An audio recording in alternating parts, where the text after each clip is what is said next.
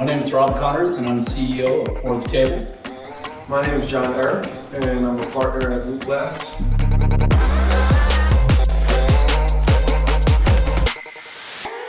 So, John, what do you think about technology today? Well, technology today, I believe it's about innovation. Yeah. People introducing new products, new ideas, new processes. It's just ultimately creativity. I mean, in a nutshell, I feel that we're living in a hyper media sort of world where people are constantly pushing content. But as I see it, I just feel it's a way to be innovative and creative. Yeah. So, John, tell me a little bit about Loop Labs and how you got started and how this all kicked off. I got started with being on America Online, being involved with the chat rooms, meeting people online, and knowing that there was going to be a portal with e-commerce attached to artists. Just knowing that because my family's been in the entertainment industry for quite some time, over 25 years. My uncle's a live performer, my brother is a DJ and producer, my father is a brand architect and an entrepreneur. And being sort of under that, being the youngest out of the four, I just wanted to deliver something different. One day I met an interesting gentleman by the name of Craig Swan, who was the partner, sort of his brainchild, and saw what this technology was capable of doing. And I went to him and I said, I want to be a part of this. I want to make it better. And that's exactly what we did. We sort of started meeting, getting together with each other. I was on tour at the time, so I was coming up with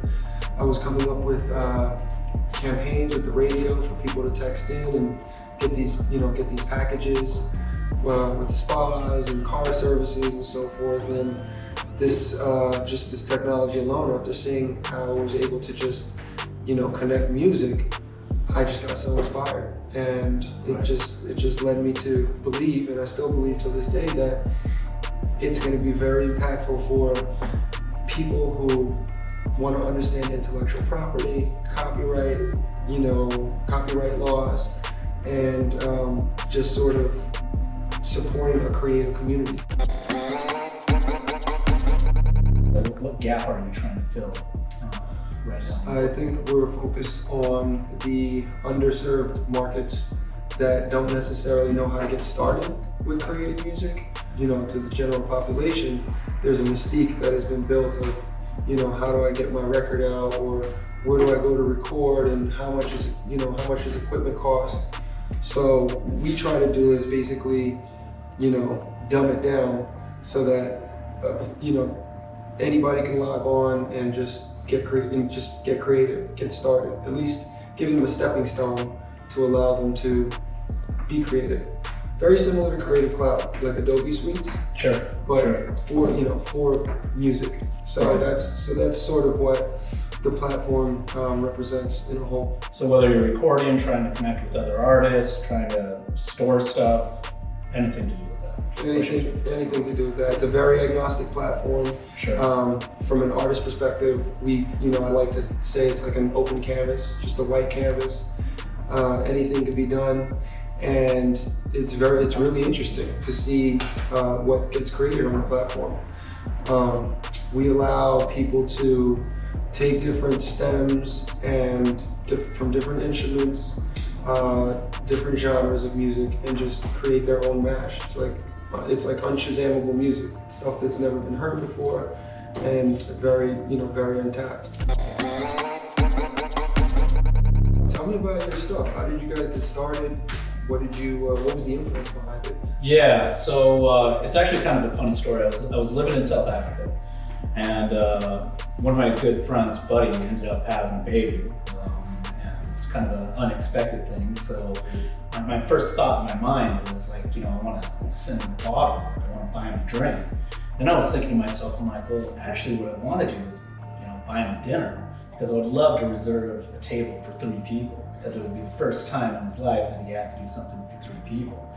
Now, he's in Ireland, I'm in South Africa, but then it started clicking in my head. I started thinking to myself, God, I've missed out on so many celebrations, right? I've missed out on bachelor parties and weddings just because, I couldn't be there. Right. So I was like, well, I'm obviously not going to buy them flowers. So why can't I send a bottle? Why can't I send a shot? And how come I haven't been able to do this? So as I tried to make the reservations and everything else and just pay for it up front, it became such a complex process. So in order to buy them a meal, I would have to fill out a form and fax that back to them, like literally fax it back to them. They wouldn't even take an email. So I was like, well, that just sparked an idea. I ended up coming up with a thing called Gift Book, Shop and Share. And basically what that does is it helps with client retention, right? So when someone walks in the door, it's like Cheers. It'll be like Norm. You'll know exactly where they like to sit, what they like to drink, all of that good stuff. So I wanted to create a technology and a delivery system that the restaurants could use to truly understand their clients, and in return give their diners a more VIP experience, a personalized experience. But also just pull together people who like to cook. You can share recipes and you can do all kinds of other stuff. And, there's a lot of great specialty stores that are out there, that are creating great products right now.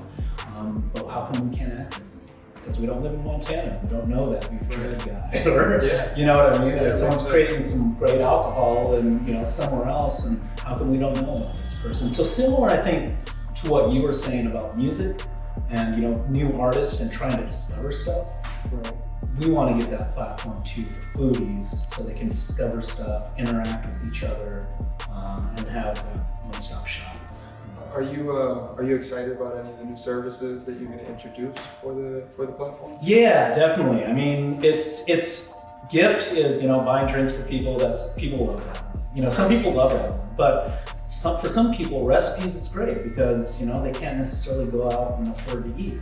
So we have to recognize that. You get someone's. How many times have you been to someone's place and they cook a fat meal, and then all of a sudden you're like, hey, dude, you got to share that recipe. Next thing you know, a few drinks later, you forget about everything. You never share that meal, right? So if they post it on there, you can save it to your profile. So it's a little bit different for each one. If you want a better dining experience, we recognize, maybe you have some allergies or something like that.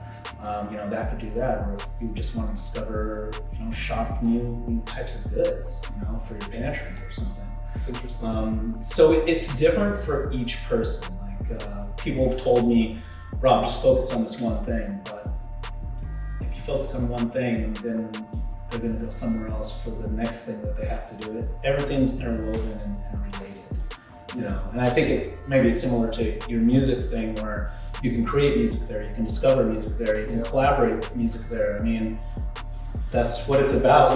Yeah, when you're in that zone, right? You don't want to go elsewhere, right? You want to stick with it. Right. So, and the name For the Table just came from when you sit down and have a drink, say, hey, would everyone like a drink? And let's just get some shots. Shots for the table. You're a nice guy.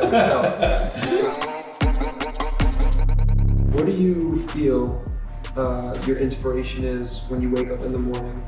Well, anytime, as you know, if you do a startup, you've got to have a passion for it. And the passion has to turn into something to an extent where you're willing to see it through, right? Otherwise, just don't even get into it, right? So you got to keep yourself in check to make sure that you keep having an eye on the competition, find out who else is out there, right? To make sure your product is still worthy, right? So you're always looking at competition, but more importantly, I think, as you mentioned, outside of the idea and passion, there is development, and it's a lot of work. It's about managing people. It's about staying on time frames. It's being under budget. It's looking for new funding. It's finding the right partners. All of that is crucial. And if you let that run, too far. A lot of people work remote these days, but if you don't have those meetings with them, or you don't stay on those tasks, then nothing will ever get accomplished. So I tend to, when I get up in the morning, I tend to go through my agenda, answering all my emails, making sure that we follow up on a certain project deadline, the next one that's coming up, forecast the one in the future, but then also start thinking, as the day goes on, start thinking about other creative ideas. Just even commuting and sitting in the subway, there's some beautiful ads that are out there, right? You know what I mean? Yeah. So, I'm always taking pictures of things, of slogans or logos, and how can we do something like that, incorporate it as ours and make it unique to us. So you're always drawing inspiration. Look, it's food and drink, so you're eating 3 times a day. Every time I pick up something and go to the store, I'm drawing inspiration. So what would you say some of the tools you use to make it a bit easier for you to move throughout your day? I think for tool-wise, my number one would be GoToMeeting. GoToMeeting's great. Yeah. You can conference with people, you can see them there, you can share your screens. That's a big one for me. I guess the second one would be Slack. Slack is pretty good because you can put your whole team on there and you can create different groups. So let's just say you're going through design, so you create a design group. You're talking with developers, you create a developer group. But not only that, as the communication goes through, it's kind of like you can do it on your phone, so it's kind of like an SMS, but you can also upload files. The key in that is that you can hold people accountable for what they said. Rather than, say there's 3 people, you text this person, and then you text me, but it says something else, and then this person doesn't get it. But this way, when you have that team set up, everything builds out. And the third one would probably have to be Bitbucket, right? Because Bitbucket holds all your code, right? So you can see who's in the repository, see what they change, see what staging that you're at, and if someone should leave or anything else like that, everything backs up. So that would be my top 3. That's cool. How about yourself? We use a lot of Google Docs just to go back and forth on, literature, decks that we're building out. DropBox is utilized a lot for a bunch of large files, just sort of sharing ideas with each other, photos. And in the car, I listen to a lot of AM radio. I listen to Bloomberg Radio just to see what's going on with the markets, just to kind of take a little dive outside of music for a little bit. Outside of that, getting influenced, I go to this website, bigthink.com, where it's a bunch of innovators and professors and people from all around the world just talking about different ideas and concepts, and I look a lot to that to sort of just gain my own ideas and open up some of the mind space a bit. And I also I'm utilizing more of the health app on my iPhone.